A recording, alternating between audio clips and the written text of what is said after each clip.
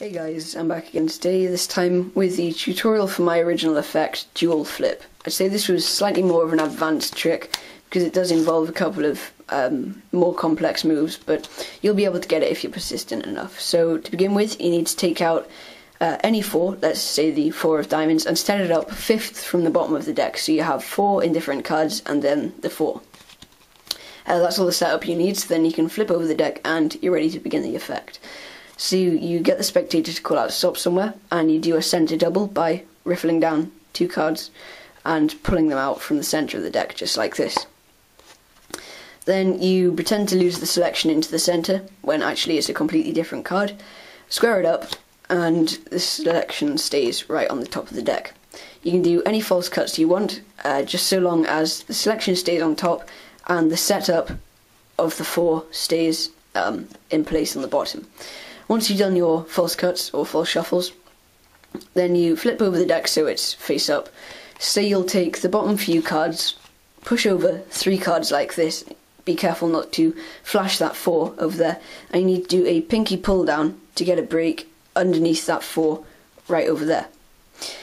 Once you've done this, you can flip over all of the cards like that so that you have 5 cards face down.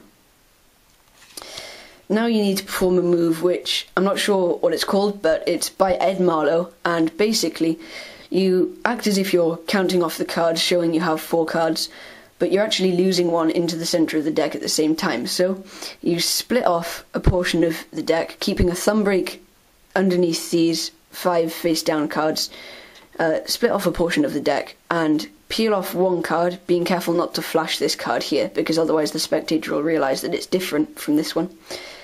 Peel it off like this, count off 1, pulling out that portion of cards right there. So peel off 1, pulling it out, and then drop that portion and then count off the other ones like this, keeping a double in your hand to show that you have 4 cards. Now that there's 1 card lost in the middle, 5 minus 1, which is the card in the middle, makes 4, so you can cleanly show that you have 4 cards face down on top of the deck. Now you need to perform a half pass. I'm sure there'll be many tutorials for a half pass on the internet, but I can't do one at all really, which is why I'm not going to do a tutorial on one. Plus it would take up quite a lot of time on the video.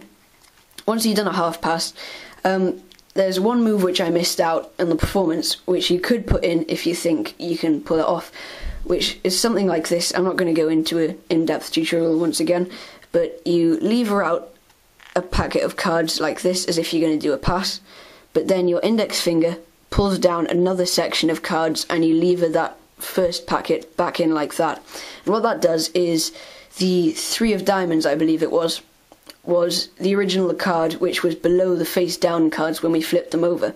Now this would initially be on the bottom of the deck and the spectator may realise, and if they're a magician they'll know you did a half pass, which is why you can do that move to lever out the cards and then pull them back in, and then the card on the bottom has changed. So that's kind of to make it a little bit more foolproof. Once you've done that, the card will be face down in the centre, the 4. You can go through, being careful not to go too far because still 5th from the top is the selection, so don't go too far. Then act as if the selection is in the centre, turn it over nice and slowly for suspense, and say that this is their selection. They'll tell you that it's not their selection, so you want to flip over the deck and say you can use it as an indicator card. Count down 1, 2, 3, 4 cards, and now the 5th card from the top will be the selection. In this case it is the Joker.